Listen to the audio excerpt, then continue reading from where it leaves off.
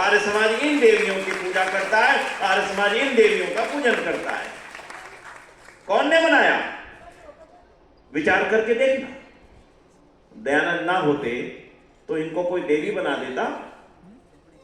जब दयानंद नहीं थे बंधुओं, उस समय इन बेटियों के साथ क्या होता था, सोच करके भी मस्तिष्क खिल जाता है। मैं कल सुबह देहरादून में था। पहले मुझे इतना बता देना भैया, हिंदी समझते हो कि नहीं, और नहीं भी समझते हो तो मैं तेलुगु बोलने वाला नहीं। देहरादून में जब मैं था तो वहां पर बाल वनिता आश्रम का 100वां साल था। मैंने उसका इतिहास पढ़ा। आज आपको जो जानकारियां मिलेगी ना, लेकर के जाना, रिकॉर्ड कर लेना बंधुओं।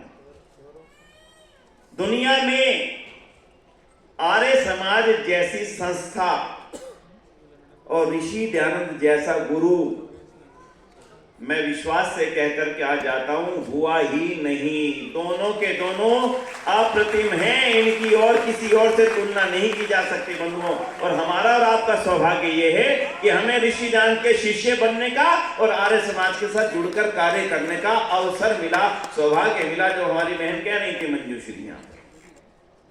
मैंने कहा यह वनिता आश्रम, बाल वनिता आश्रम देहरादून में क्यों बनाया गया? महात्मा नारायण स्वामी का नाम सुना है कि नहीं? आपने सुना है। हैदराबाद बहुत पढ़े लिखे आर्य समाजियों की नगरी है। महात्मा नारायण स्वामी एक बार सार्वदेशिक सभा के अधिकार से विरक्त होकर के कहने लगे कि अब मैं केवल आराम करूंगा, जाकर के थोड़ा वन में जाऊंगा, आनंद लूंगा, अध्ययन करूंगा, वेद के कार्य करूंगा, संगठन से मैं तंग आ गया हूं। चले गए, जाकर के आश्रम बनाया रामगढ़ तल्ला, नैनीताल से ऊपर जाकर के।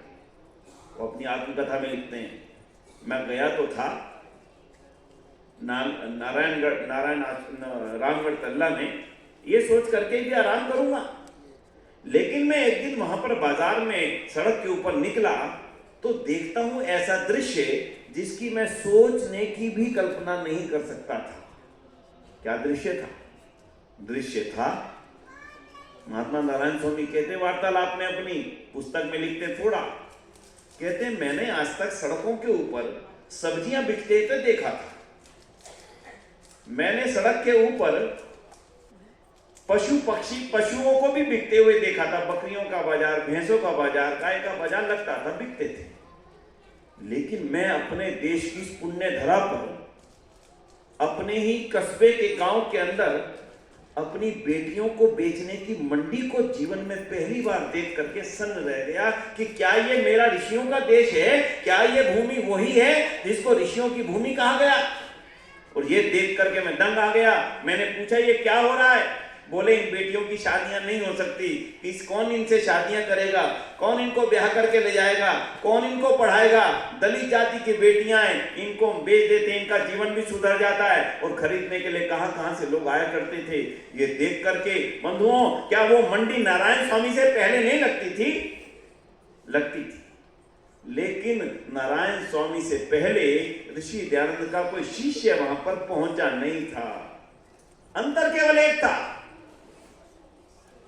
जब गौएं कट रही थी ऋषि दयानंद से पहले भी कटती थी, लेकिन अगर आंसू निकले तो केवल और केवल आधुनिक जगत में किसी महापुरुष के गौओं की कटती हुई स्थितियों को देख करके निकले। तो बोलो किसके निकले थे? बोलो केवल और केवल ऋषि दयानंद के निकले। उनसे पहले भी हरिद्वार और वृंदावन, पूरे देश के अंदर हजारों साधुओं के बड़े बड़े आश्रम थे। किसी साधु के आंसू नहीं निकले कि मेरे देश में गौएं कटती हैं। क्यों अकेले दयानंद के आंसू निकलते हैं? विधवाओं की स्थिति दयानंद से पहले भी अच्छी नहीं थी। वृंदावन के आश्रमों में उनको जिस रूप में रखा जाता था वो यहां बताने लायक नहीं है, धर्म के नाम पर रखा जाता था।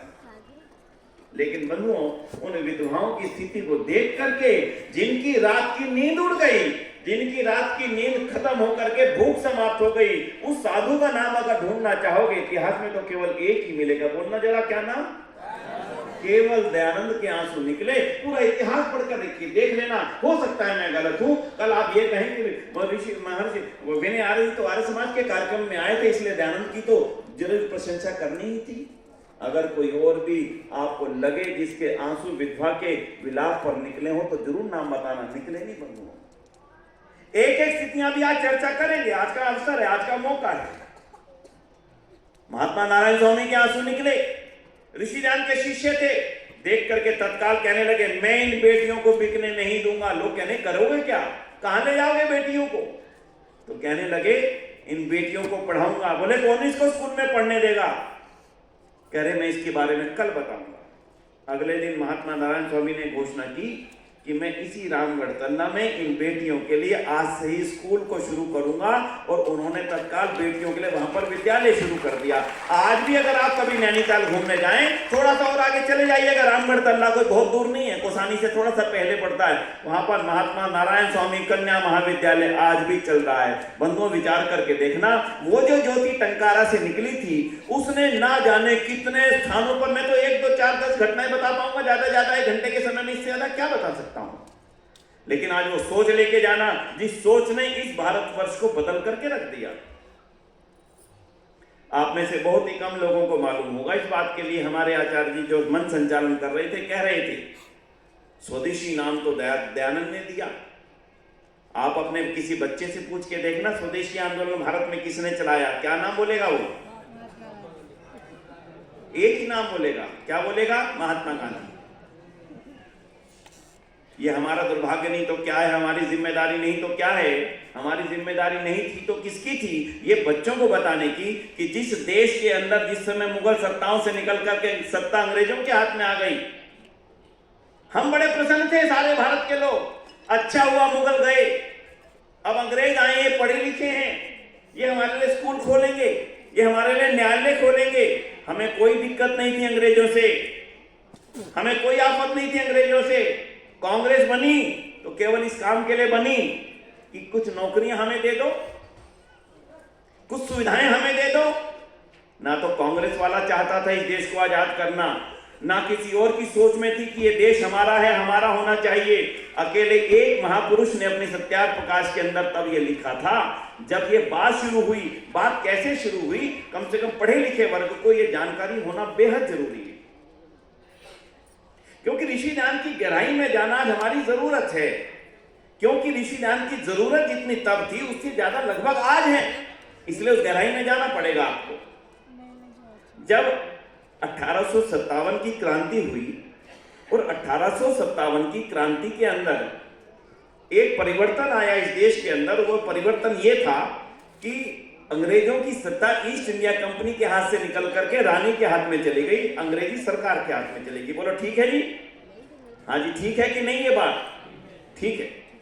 और जब अंग्रेज रानी यहाँ की रानी बन गई तो उसने देखा कि इन भारतीयों के अंदर एक गुस्सा आ गया है, और उस गुस्से को शांत करने के लिए उन्होंने एक चार्टर बना करके भेजा, एक पत्र बना करके भेजा भारतीयों के नाम। और उस पत्र में ये लिखा था कि अब आपको घबराने की, डरने की, परेशान होने की कोई जरूरत नहीं है।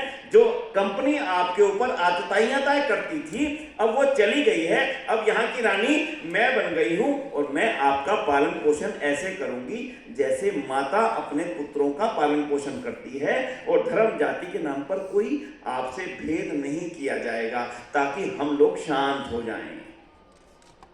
और ऐसा हुआ। अब दोनों को जोड़ दो। उधर रानी का चार्टर कह रहा है मैं आपका पालन पोषण माता पिता के समान करूंगी, और ऋषि ध्यान क्या लिख रहे हैं? कोई कितना भी करे। अब जोड़ना, बिना इसके जोड़े समझ में नहीं आएगा दयानंद ने क्यों लिखा।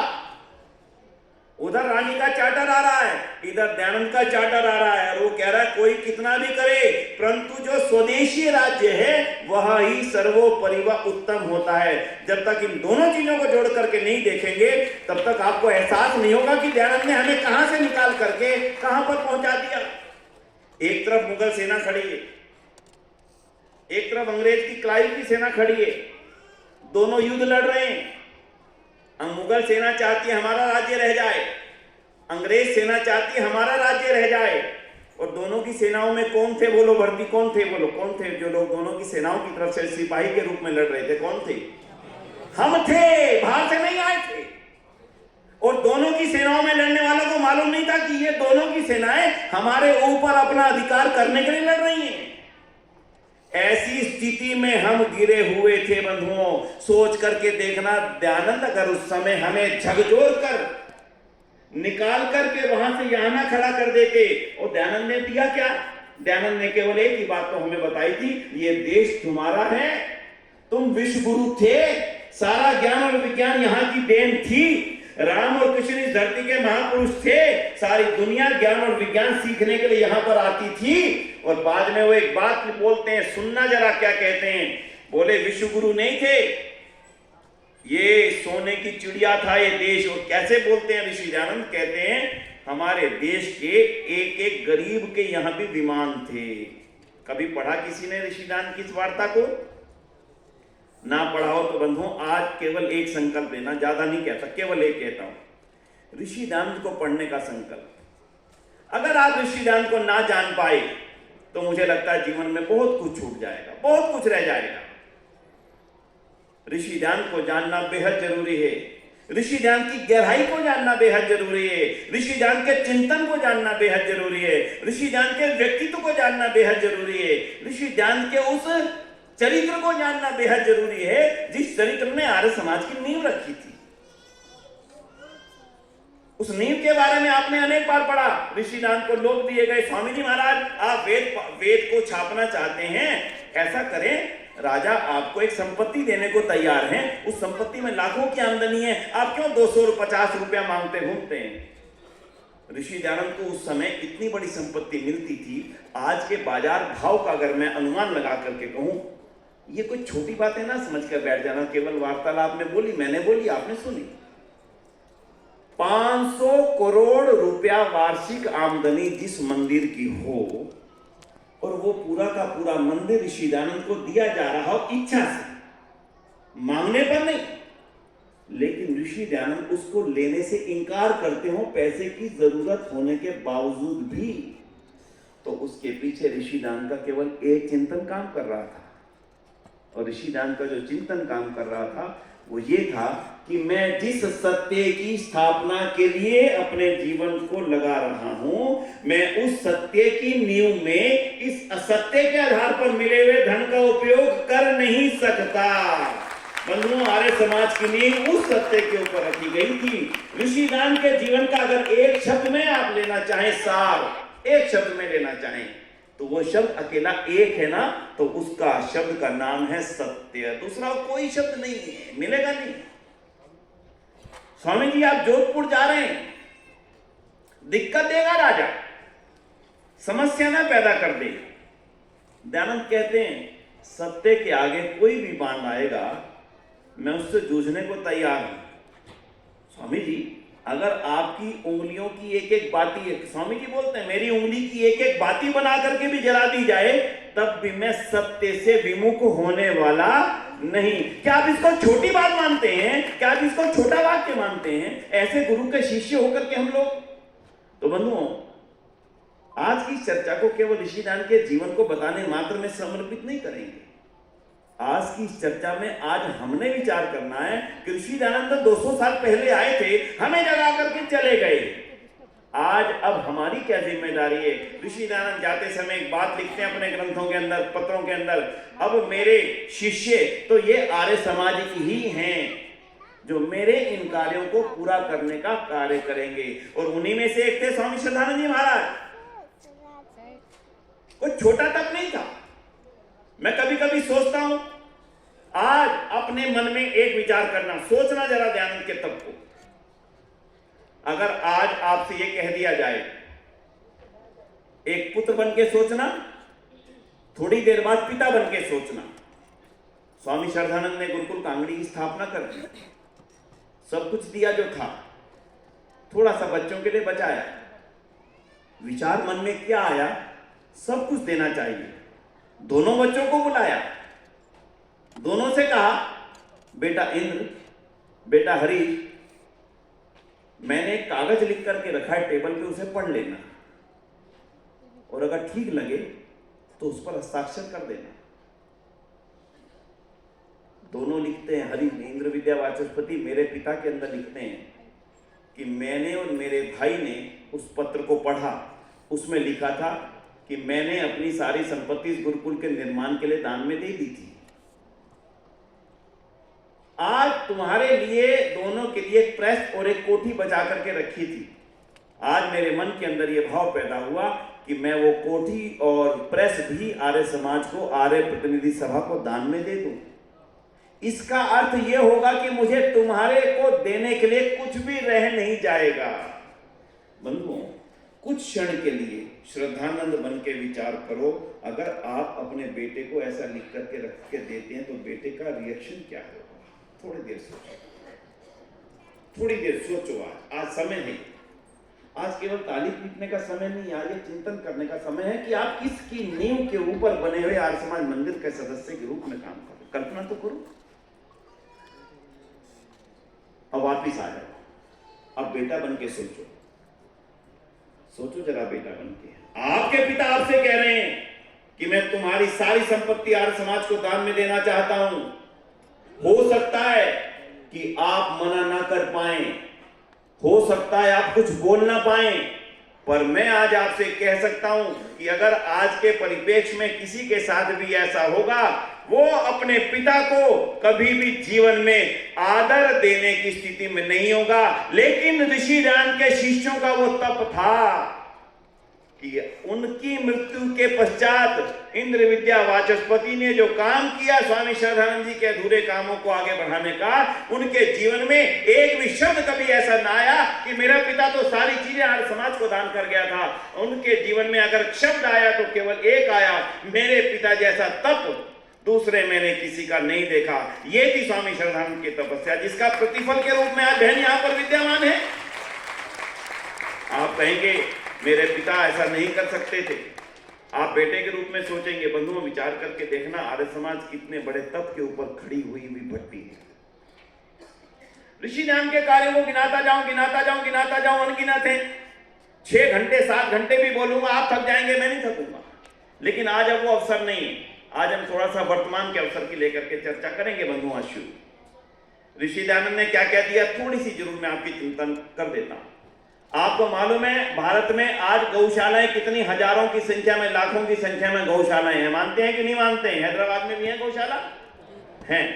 पर आपको ये मालूम नहीं होगा कि भारत में गौशाला नहीं होती थी। भारत में गौशालाएं खोलने का क्रम अगर किसी महापुरुष ने आरंभ किया और आधुनिक भारत की पहली गौशाला खोली, उनका नाम क्या था? बोलो, जार से बोलो ना।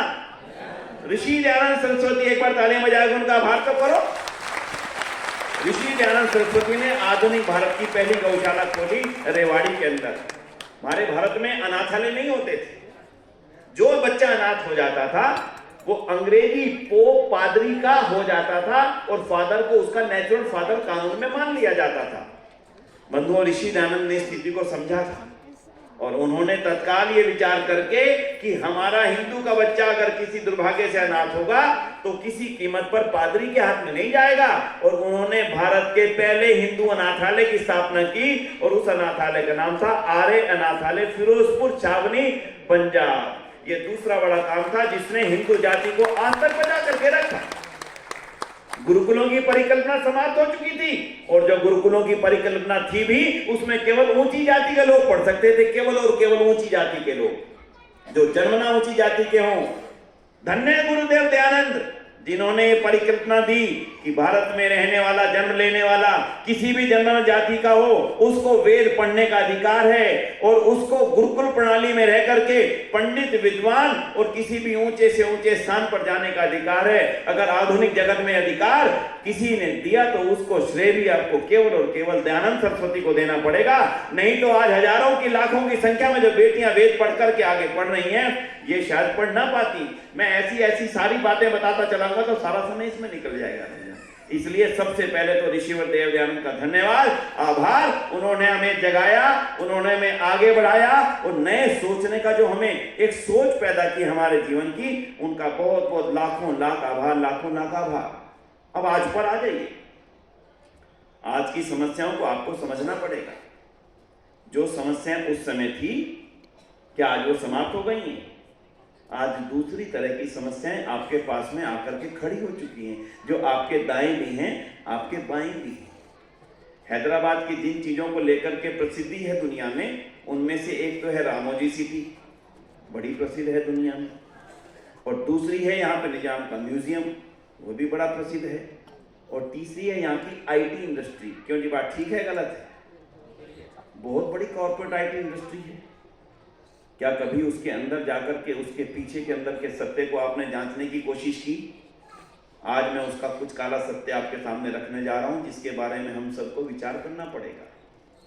बहुत सारी शक्तियां हैं जो चाहती हैं कि हिंदू जाति का सर्वनाश हो जाए, और उस सर्वनाश के लिए जो जो तैयारियां की गई हैं, मैं आज उनके में एक एक बिंदु आज आपके सामने रखने जा रहा हूं। आराम से नोट कर लेना उन बिंदुओं को।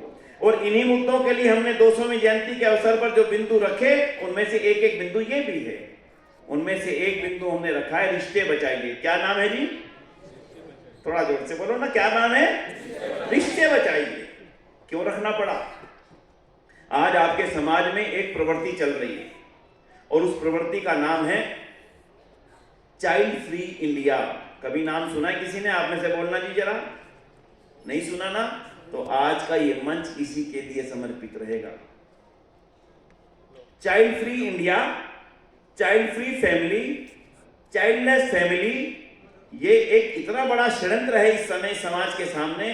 कुछ लोग ऐसे बड़े बड़े मंच सजा करके सामने 2-2 हजार नौजवान नवयुवतियों को बैठा करके लाखों करोड़ों रुपया खर्च करके एनजीओ बना करके मंच के ऊपर से घोषणाएं कर रहे हैं कि अब किसी को भी संतान पैदा करने की आवश्यकता नहीं है।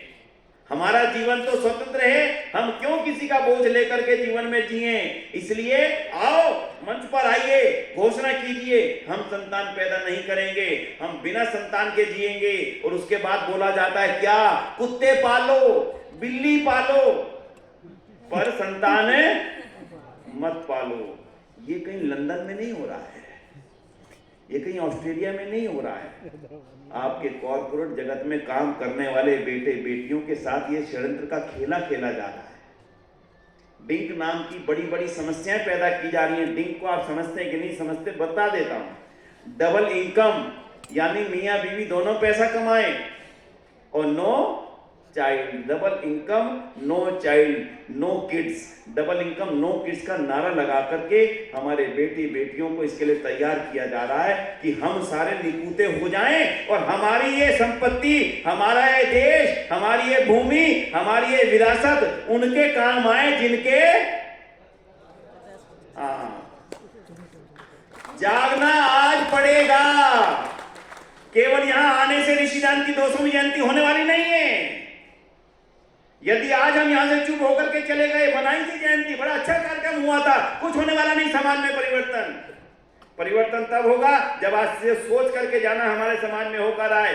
जो मैं आपको बोलूंगा वो आधा मिनट में आप अपने अपने मोबाइल पे खोलेंगे ना, no child policy, child free India, 1 minute में आपके पास 500 वीडियो आ जाएंगे हमारे देश के अंदर इस समय क्या चल रहा है। और ये आस्था आस्था लगा हुआ घुन। पहली चीज सुनिए, क्या आपके साथ खेला खेला जा रहा है। पहले आपके परिवार में 5 भाई थे, 3 बहन थी, घट करके 2 रह गए, 2 से 1 रह गए, और 2 के 1 के बाद में 0 शून्य पर आ गए, जिसकी मैंने चर्चा की। और जो 1 या 2 है वो भी लंदन में है, ऑस्ट्रेलिया में, अमेरिका में है, और बाकी दूसरे देशों में है। इस देश में रहने वाला आपकी अगले वाली पीढ़ियों में होगा कौन? सोच करके देखो। कोई खेल रहा है आपसे, अपने आप नहीं हो रहा, आपको उधर धकेला जा रहा है, आप धकेले जा रहे हो। अगर इन मंचों से आज इन बातों की चर्चा ना हुई, आने वाले समय में जब आपका बेटा बेटी आपसे ये कहेगा कि मैं संतान की अपेक्षा नहीं रखता हूं, समझ जाना कि ये भी उस षड्यंत्र के अंदर फंस चुका है। जैसे नशे में फंसाया जा रहा मेरे युवा को, जैसे चरित्र हनन में फंसाया जा रहा मेरे युवा को अश्लीलता के माध्यम से, वैसे ही उसको हमेशा के लिए निसंतान करके वहां पर आपके पारिवारिक श्रृंखलाओं को समाप्त करने का जो षड्यंत्र इस देश में किया जा रहा है, आर्य समाज को आज पूरी तौर पर उसका पुरजोर विरोध करना पड़ेगा, जागृति लानी पड़ेगी। बचना मत। अगर दयानंद बच गए होते तो आज हम यहां ना बैठे होते, आज ये देश आजाद ना होता, आज भी हमारे देश की स्थिति शायद कोई मुगल शासक होता या कोई अंग्रेज हमारा सरपरस्त होता। दयानंद बचे नहीं थे। दयानंद ने पीड़ाएं सही, दयानंद ने जहर पिए, दयानंद ने तब किया केवल इसलिए कि आज ये मेरा देश मेरा होकर के रह सके। लेकिन ये देश अब आपका केवल तब तक रहेगा जब आपकी संतानें होंगी।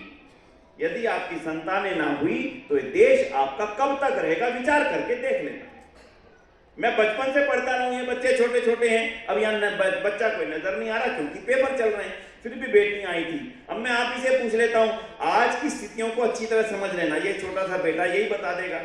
मैं अगर आज आपसे किसी बच्चे से पूछूं जंगल का राजा कौन होता है, कौन बोलेगा क्या होता है, कौन होता है, बोलिए कौन होता है जी, जोर से बोलना। बस आज यहां पर ब्रेक मार देना, आज के बाद ये उत्तर मत देना किसी को। अब ये उत्तर देना, कभी जंगल का राजा शेर होता था, अब जंगल का राजा शेर नहीं होता। अब जंगल का राजा वो होता है जिसके वोट ज्यादा होते हैं। अगर इस राज्य में गीदड़ों के वोट ज्यादा हो जाएंगे ना, तो गीदड़ ही राजा बनेगा और शेर को बाहर बांध दिया जाएगा कि आप यहां बंध जाओ, अब आपकी आवश्यकता नहीं रही। कहीं ऐसा ना हो हमारा ये शेर गीदड़ बनने की तरफ चल रहा हो।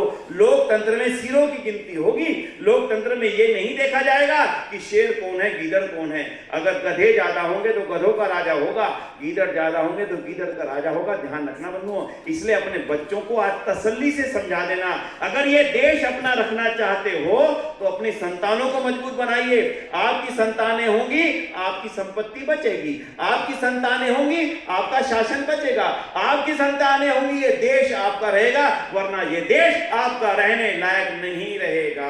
अच्छी तरह से आज इस सोच को लेकर के जाना। बंधुओं, स्थितियां इतनी गंभीर हैं कि मैं उन सबको यहां पर बयान करने की परिस्थिति में नहीं हूं। आपको घेरा गया, आप घिर गए। जैसे उदाहरण सुनिएगा, एक नौजवान को, एक परिवार को बर्बाद करना हो तो थोड़ा सा काम करना पड़ता है, छोटी सी इन्वेस्टमेंट। आप उसे नशे की छोटी सी पुड़िया ले दीजिए, नशे का छोटा पैकेट ले दीजिए, बड़ा अच्छा लगेगा, आनंद आएगा। अगले दिन फिर मांगेगा, अब फिर दे दीजिए, चौथे दिन फिर मांगेगा, अब फिर दे दीजिए, पांचवें दिन कहिए 500 रुपए ला भाई तब मिलेगा, 10वें दिन कहिए 10,000 रुपए लाएगा तब मिलेगा, 15वें दिन कहिए 20,000 रुपए लाएगा तब मिलेगा। वो पूरा का पूरा घर खाली कर देगा, पूरा का पूरा अपना परिवार खाली कर देगा, पूरी अपनी मेहनत की कमाइयां लुटवा देगा, नशा करके ही रहेगा। ये हालत आज पंजाब के अनेक परिवारों की है, और ये हालत हमारे दिल्ली जैसे परिवारों की भी है, और ये हालत कहीं ज्यादा और कम हर जगह पर है। ये बात ठीक है या गलत है, बोलिए ठीक है। ये फंसाया जा रहा है ताकि हमारी नौजवान युवा पीढ़ी बिल्कुल नाकारा हो जाए, ना वो देश के बारे में सोचे, ना वो समाज के बारे में सोचे। वो दिन भर पैसा कमाए, जाकर के क्लब के अंदर खर्च करे, उसके बाद उस पैसे से पुड़िया खरीदे और खा के आराम से आनंद करे। हमारे बारे में सोचने की जरूरत छोड़ दो, और उसके बाद में पहले नशा बेचो, उसके बाद में दवाई बेचो। और ये सब विदेशी षड्यंत्रों से अगर आपने सावधान होना है तो इस समय आर्य समाज आपको सावधान करने के लिए पूरी तरह तैयार है। इसलिए दूसरा निवेदन सुन लेना। पहला मेरा निवेदन था रिश्ते बचाइए, अब दूसरा निवेदन हो, सिर्फ 2 ही निवेदन करूंगा, ज्यादा नहीं करूंगा, 2 ही है। पहला हो गया, अब दूसरा और सुन लीजिए। दूसरा, जिसने आपके समाज को जमीन से हानि पहुंचाई है, कहीं ना कहीं आंध्र प्रदेश और तेलंगाना में आज भी ग्रामीण परिवेश के अंदर यह देखने को मिलता है, और उसका नाम है, आर्य समाज ने जो नाम दिया, गले लगाइए। क्या नाम है जी, बोलिए जरा, थोड़ा सा जोर से बोलना पड़ेगा। गले लगाइए। किनको गले लगाइए?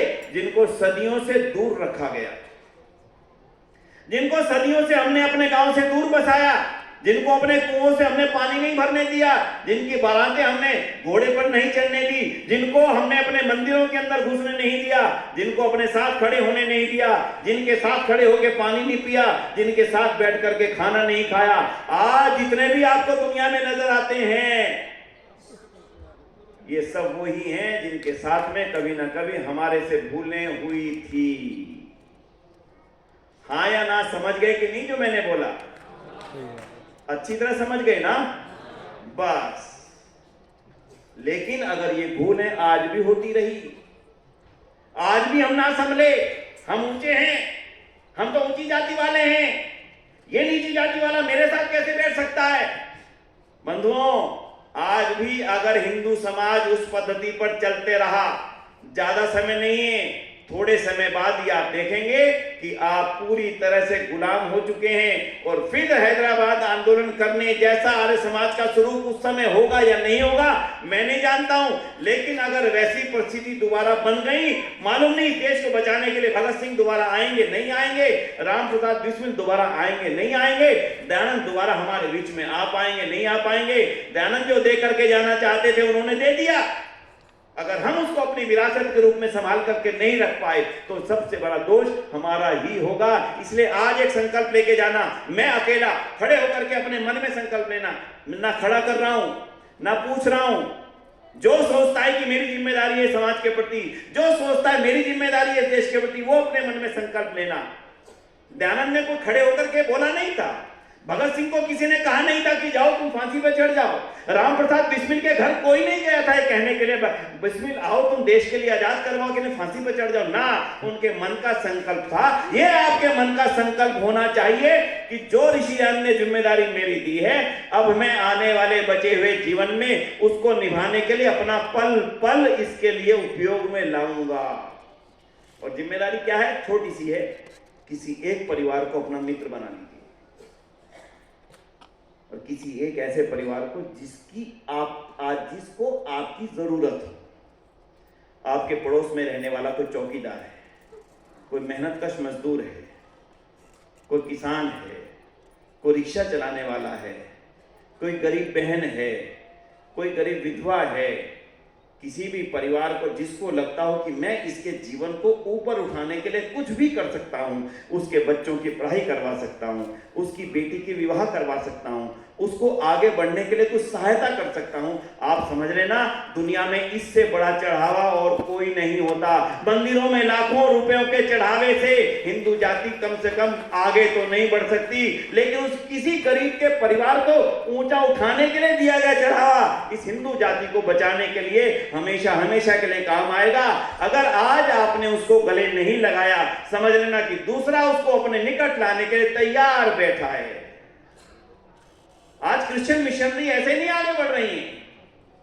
आपके आंध्र प्रदेश की एक बहन है जो कभी ईसाई थी, हिंदू थी, पहले ईसाई बन गई और ईसाई बनने के बाद में वापसी हिंदू बनी। आज समाज को देख करके, विचार देख करके वो दिल्ली आई, आराम से सोचना आज बैठ करके हम कहां खड़े हैं। वो दिल्ली आकर के बोली कि मैं आंध्र प्रदेश के गांव-गांव में जाती हूं, तमिलनाडु के गांव-गांव में जाती हूं, लोगों से बात करती हूं, तुम ईसाई कैसे बन गए। एक बहन से मैं मिली, उसने बोला कि बहन मेरे बेटे की फीस जमा नहीं होती थी, सूखा पड़ गया, पति की मृत्यु हो गई, तो मेरे लिए बड़ी मुश्किल हो गई, मेरे बेटे को निकाल दिया गया स्कूल से। मैं चाहती थी मेरा बेटा अच्छे स्कूल में पढ़ जाए। मैंने किसी से पूछा क्या करूं, तो बोली मंदिर जाओ। मैं मंदिर में गई, मंदिर का पुजारी बोला भगवान तुम्हारी सहायता करेंगे, 11 रुपए का प्रसाद चढ़ा। वो बहन बोली मेरे पास तो बच्चे की फीस के लिए पैसे नहीं थे, भला मैं 11 रुपए का प्रसाद कैसे चढ़ाती। किसी ने बोला कि चर्च के पादरी के पास जाओ। जब मैं वहां पर गई, सबसे पहले पादरी ने मेरी 3 महीने की फीस भरी और उसके बाद बोला 1 महीने बाद आना, बाकी का इंतजाम करेंगे। अपने दिल पर हाथ रख के सोचना वो बहन अगली बार मंदिर जाएगी या चर्च जाएगी, बोली है। क्या आप चाहते हैं? अगर नहीं चाहते छोड़ दीजिए सब कुछ। आज परमात्मा ने हम सबको सक्षम बनाया है। मैं नहीं कहता आप लाखों रुपए दान करिए, बिल्कुल नहीं कहता हूं, लेकिन इतना तो आपसे मांग सकता हूं कि एक परिवार को अपने साथ जोड़ के रखिए। उस एक परिवार की जितनी जरूरत आप पूरा कर सके, जितनी कर सकें, और नहीं कर सकते उसके साथ प्यार के बोल तो बैठ करके बात कर सकते हैं। उसके घर पर जाकर के उसके साथ बैठिए, उसके घर पर जाकर के दिवाली के पटाखे लेकर के जाइएगा और होली के दिन रंग लेकर के जाइएगा, उसको अपने घर पर बुलाइएगा। आ बहन इकट्ठे तेरे बच्चों के साथ हम होली खेलेंगे। देखना उस बहन उस बेटी का किसी भी हालत में चर्च या और किसी स्थान पर जाने का कारण बनेगा ही नहीं। अगर हमने अपने गले ना लगाया बंधुओं, आपके लोग आपके ना होकर के दूसरों के होकर के तीसरा पाला खड़ा करेंगे, फिर ये देश आपका कैसे रह जाएगा, सोच करके उत्तर दे देना। अगर आज दयानंद की 200वीं जयंती के अवसर पर हमने गले लगाने का काम नहीं किया, हम बड़े बड़े काम करते हैं, बड़े बड़े दिखावे के काम करते हैं, लंगर लगाते हैं, पैसा भगाते हैं, शादी करते हैं, बड़े करोड़ों रुपया का खर्च करते हैं, बच्चे का जन्मदिन मनाते हैं, उसके ऊपर भी लाखों रुपया खर्च करना सामान्य बात हो गई है। छोटा भी हो तब भी 5, 7, 8 हजार रुपया खर्च करना सामान्य बात है। मैं फिर निवेदन कर दूं, ये दो ही चीज आपको बचाने के लिए हैं आज। पहला, रिश्ते बचाइए, अपने परिवारों के रिश्ते बचाइए। अब आने वाले समय में बच्चों के ना मामा होगा, ना फूफा होगा, ना मौसी होगी, ना चाची होगी, ना बुआ होगी, ना बहन होगी, ना भाई होगा। बोलो आपका बच्चा किसके सहारे जिएगा? कभी कल्पना की हमने? कौन करेगा? बाहर से आकर के करेगा आपके लिए कल्पना कोई? अगर हमने ना की तो बोलो कौन करेगा? कोई नहीं करने वाला। सारी दुनिया आपकी विरासत को समाप्त करने के लिए तैयार बैठी है। बचना है, बचाना है तो दयानंद की इस विरासत को, देश की इस विरासत को बचाने का काम दयानंद के शिष्यों को करना पड़ेगा। 200वीं जयंती का यही संकल्प है, यही लेकर के जाइएगा। क्या करें? अब मैं बताता हूं करना क्या है, क्योंकि अगर ये ना बताऊं तो आप कहोगे बता तो दिया, करें क्या? ये करना है। हमने एक पुस्तक तैयार की है, वो छोटी सी पुस्तक है, और उस पुस्तक के अंदर सारे लेख दे दिए हैं। केवल 40-50 पेज की पुस्तक है। आप कहेंगे खरीदे कैसे? वो भी जरूरत नहीं। केवल एक मोबाइल पे SMS करेंगे ना, ये सारी चीजें आपके मोबाइल पर आ जाएंगी। आपको कुछ भी करने की आवश्यकता नहीं है, ना पैसा खर्च करना, ना आपने कहीं जाना, ना आपने मंगवानी। श्रम तो करना पड़ेगा खुद के लिए, थोड़ा सा खुद के लिए नहीं। अगर हम दयानंद का नाम लेते हैं, उन्होंने दिया था। भगत सिंह का नाम लेते हैं, उन्होंने जीवन दिया था। इसलिए आज आपने जो कुछ करना है उसके लिए तरीका मैं आपसे बता रहा हूं। इसलिए बंधुओं, दो चीजों को बिल्कुल मत भुलाइएगा। आप जहां भी बोलें, जहां वचन रखें, जहां पे आप प्रवचन रखें, जहां पे साप्ताहिक सत्संग हो, लोगों को आप बुलाएं, उनके बीच में दो ही बातें रखिएगा, रिश्ते बचाइए। लोग बड़ा कहते हैं विनय जी पैसा तो है नहीं, कैसे दो बच्चों से ज्यादा करें? पता नहीं हमारे दादाजी और परदादाजी के पास हमारे से ज्यादा पैसा था या हमारे से कम पैसा था। हाँ या ना करना बोलो, सोचना जरा आराम से। उस समय उनके घर बड़े थे या हमारे घर बड़े? बोलो जरा आराम से। एक कमरा होता था, 6 बच्चे सोते थे। आज 6 कमरे हैं, एक बच्चा सोने वाला नहीं है उस घर के अंदर। ये बोलो सच्चाई है या नहीं हिंदू समाज की? हाँ या ना बोलो। पूरी की पूरी कोठी खड़ी है, रहने वाला कोई नहीं। चौकीदार के लिए सिपाही रख रखा है चौकीदारी के लिए। बच्चे कहाँ हैं? बोले अमेरिका चले गए। माँ बाप कहाँ हैं? बोले उनसे मिलने चले गए। कोठी कब तक रहेगी आप? बंधुओं, आज अगर आपने विचार नहीं किया, और दूसरा जो बिंदु मैंने बोला था गले लगाइए, वो सबसे अहम है। इसलिए आज मन में संकल्प लेने का। केवल एक बता रहा हूं, बार बार कह रहा हूं, 4 बार दोहरा रहा हूं। हाँ, 4 बार दोहराना पड़ता है। इसलिए दोहराना पड़ता है क्योंकि एक बार में विचार मजबूती से बैठ नहीं पाता। फिर निवेदन करता हूं, किसी मन में एक बहन, एक परिवार का संकल्प ले लिया आज यहाँ बैठे बैठे, हाँ बस इसको मैं अपना बना करके रखूं।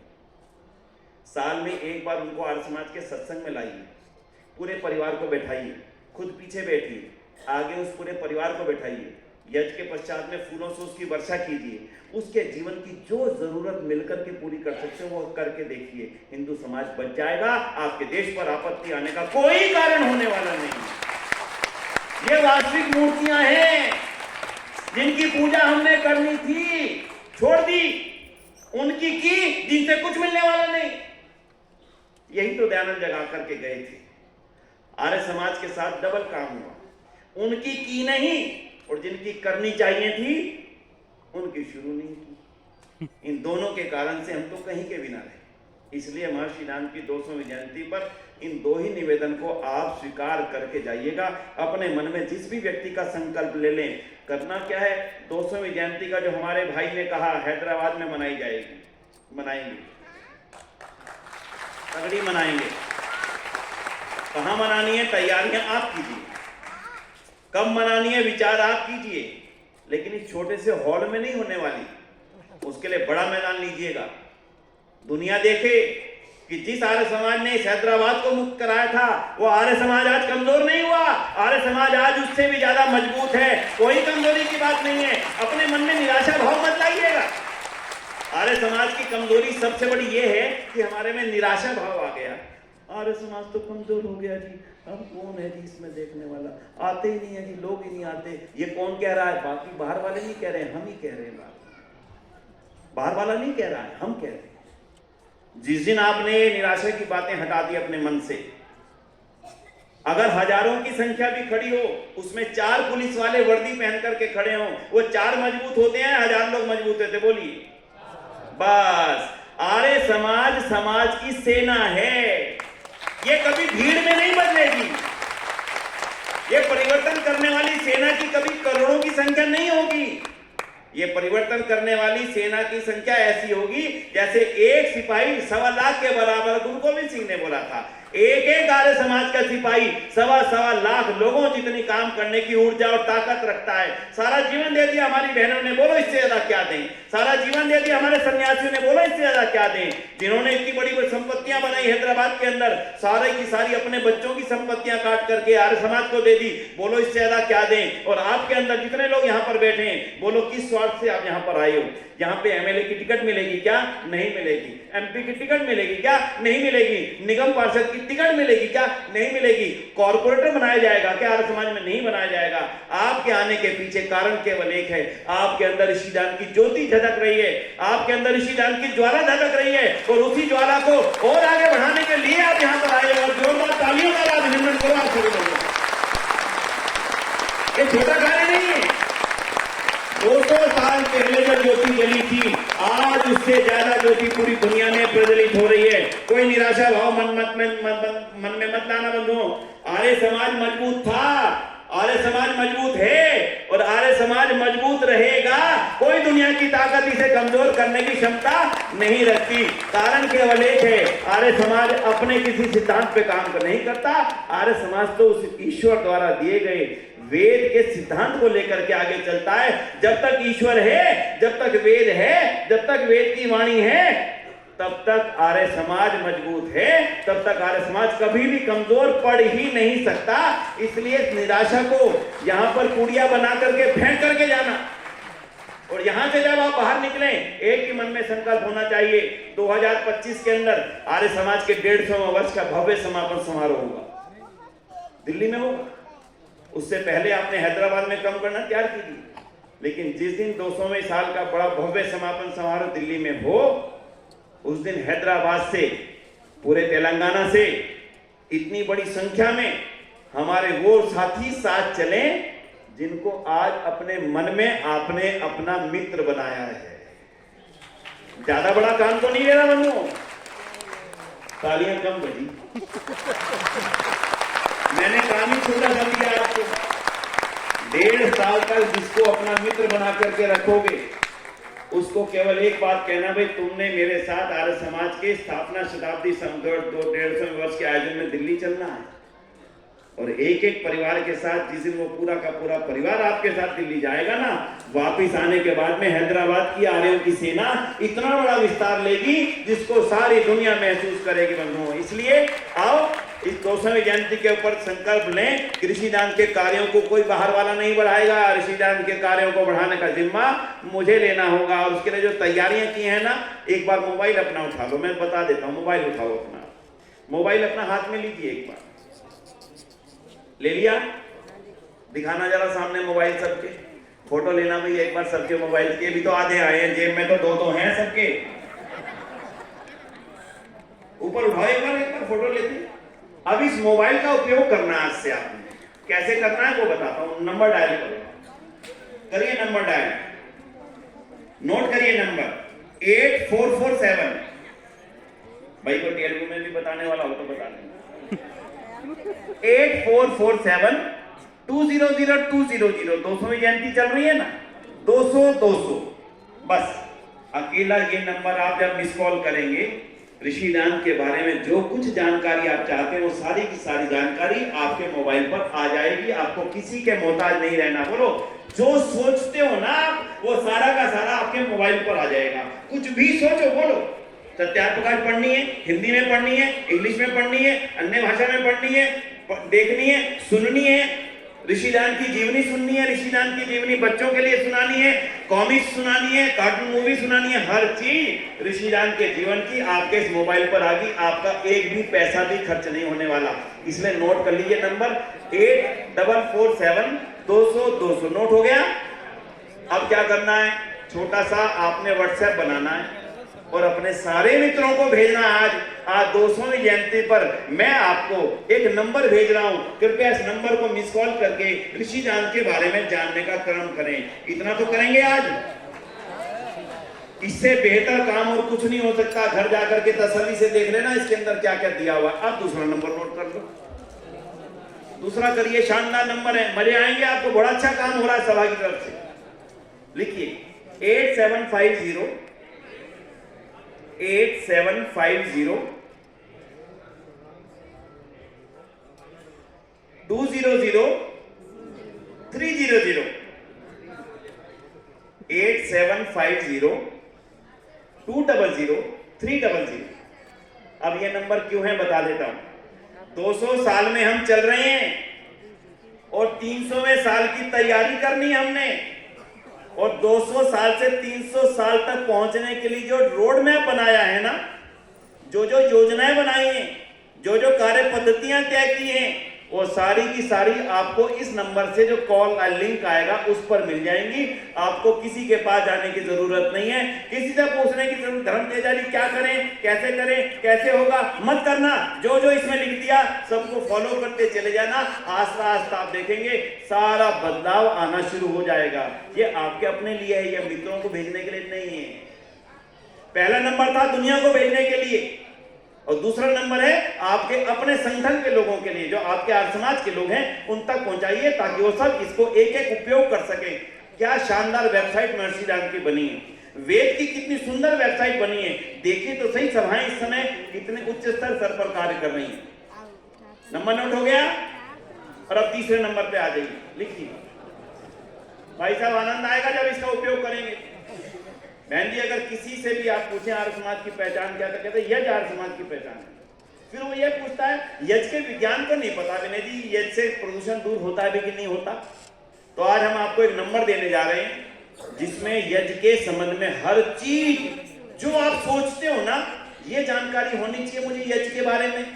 इंग्लिश में होनी चाहिए, हिंदी में होनी चाहिए, वीडियो होने चाहिए। मैं यज करना कैसे सीख सकता हूं, मैं यज कैसे ऑनलाइन कर सकता हूं, यज का विज्ञान क्या है, यज के बारे में थ्योरी क्या है, यज के शोध हुए तो उनका रिसर्च का पेपर कहां है, वो सारा कुछ इस नंबर पे है। नंबर बड़ा सरल है, लिख लीजिए 9868 868 474747 47 47 47।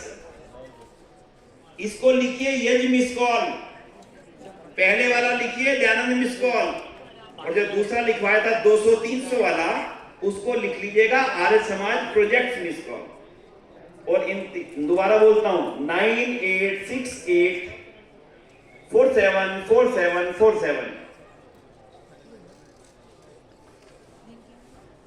हो गया क्लियर? जिन्होंने ना नोट कर पाए हो वो एक दूसरे से पूछ लेना कि भाई आपने नोट किया है कि नहीं किया। बंधुओं, समय की सीमाएं हुआ करती हैं और मैं भी स्वयं सीमाओं को अच्छी तरह से जानता हूं, समझता हूं। आने की स्थितियों में नहीं था क्योंकि हमारे साथ कुछ बहुत गलत होने जा रहा है। मैं वो भी थोड़ी सी जानकारी जरूर दूंगा। स्वामी श्रद्धानंद की विरासत है गुरुकुल कांगड़ी। हमारे साथ में षड्यंत्र हो रहा है और वो षड्यंत्र ये है कि गुरुकुल कांगड़ी की विरासत को आर्य समाज से छीनने की तैयारी हो रही है। क्या आप सह पाएंगे? नहीं। हाथ उठा करके कहना, जरा वीडियो बनाना भाई साहब। क्या गुरुकुल कांगड़ी आर्य समाज के हाथों से निकल करके किसी और के हाथ में चली जाए और उसका कुलाधिपति कभी कोई भी बनने की स्थिति आ जाए तो क्या आर्य समाज इसको सह पाएगा? बहन जी, ये हमारा दुर्भाग्य है आज के समय का। ये जो मैं आपको बताने जा रहा हूं ये हुआ है। हमने पूरी ताकत लगाकर के इसको रोकने की पुरजोर कोशिश की है, करेंगे, मरते दम तक करेंगे। आर्य समाज की विरासत को किसी भी कीमत पर आर्य समाज के हाथों से जाने नहीं देंगे। जिस सदानंद ने अपने बच्चों की संपत्ति को काट करके, जिस पंडित लेखराम ने उनकी धर्मपत्नी, विधवा धर्मपत्नी ने अपने कानों के कुंडल, सारी अंगूठियां उस विधवा बहन ने देकर के जिस गुरुकुल कांगड़े का निर्माण करवाया था, क्या ये आर्य समाज की बगिया से चली जाए? क्या हाँ कोई दुनिया का आर्य समाज इसको सहन कर पाएगा क्या? तो नहीं बंधुओं, तो आपको थोड़ी तैयारी करनी पड़ेगी। जब आह्वान हो तब तैयार रहना, और सोशल मीडिया पे कम से कम अपना विरोध दर्ज करवा देना कि जो मैं मंच से ज्यादा नहीं कहना चाहता, लेकिन जो लोग कर रहे हैं इस पाप को, मैं एक बात कह दूं कि उस पाप की सजा जो होगी वो सदियां ही याद रखेंगी। मैं इससे ज़्यादा इस मंच से कुछ भी कहने की परिस्थिति में नहीं हूँ। बड़े दुखी से दुखी मन से कह रहा हूँ। आज का मेरा विषय नहीं था, लेकिन इसी कारण से मैंने भाई धर्मतेजा जी को कहा कि मैं बड़ी जिम्मेदारी में फंसा हुआ हूँ, आ नहीं पाऊंगा। उन्होंने कहा कि नहीं, आना ही है। मुझे लगता है उनकी जिद अच्छी थी कि आपके दर्शन का सौभाग्य मुझे मिल गया। तो बंधुओं, अपने एक सौभाग्य को मत भूलना। वो सौभाग्य है ऋषिदान की बगिया का फूल होना। अगर मैं ऋषिदान के बगिया का फूल ना होता तो शायद मैं भी कहीं ना कहीं जा करके अपना माथा और नाक रगड़ रहा होता। मैं भी किसी प्रपंचों में फंसा हुआ, मैं भी किसी ना जाने कितने भविष्य वक्ताओं के चक्कर में फंस करके अपने जीवन को बर्बाद कर रहा होता। अगर आज मैं सही क्या है गलत क्या है जान पाया, अगर आज सही और गलत में अंतर करने की क्षमता रख पाया, तो ये क्षमता केवल और केवल ऋषिदान के सिपाही होने के कारण से ही मुझ में आ पाई। बोलो हाँ या ना बोलना। अगर बहन ये ना होती, ऋषिदान ना होते, तो क्या ये छोटी छोटी बेटियां इस गुरुकुल में बैठ करके ये वेद मंत्रों का पाठ कर पाती? बड़े बड़ों को मना था, पिछली तो छोड़ दीजिए, आज हमारे बहुत सारे कथाकार मंचों से कहने की क्षमता रख लेते, साहस कर लेते हैं, बेटियों को गायत्री मंत्र पढ़ने का अधिकार नहीं है। मालूम नहीं है जुबान उनके पास आती कहां से। कहते हैं बेटियों को यज्ञ करने का अधिकार नहीं है, वो कहते हैं बेटियों को यज्ञोपवीत पहनने का अधिकार नहीं है। अरे तुम्हारा पिता दयानंद दे गया था, तुम्हारी क्षमताएं नहीं है उसको छीनने की। वो समय जा चुका जब इन बातों का जमाना था। लेकिन बंधुओं, उनको कहने की हिम्मत तब होती है जब आर्य समाज कमजोर दिखता है उनको। इसलिए सोशल मीडिया पे सक्रिय रहिए। लगातार जब ऐसी बातें आए, उनका मुंह तोड़ जवाब देने के लिए हर आर्य समाज को तैयार रहना होगा। मैं इन्हीं शब्दों के साथ में आपके पुनः निवेदन करता हुआ, ऋषिदान की 200वीं जयंती हमें जगाने आई है।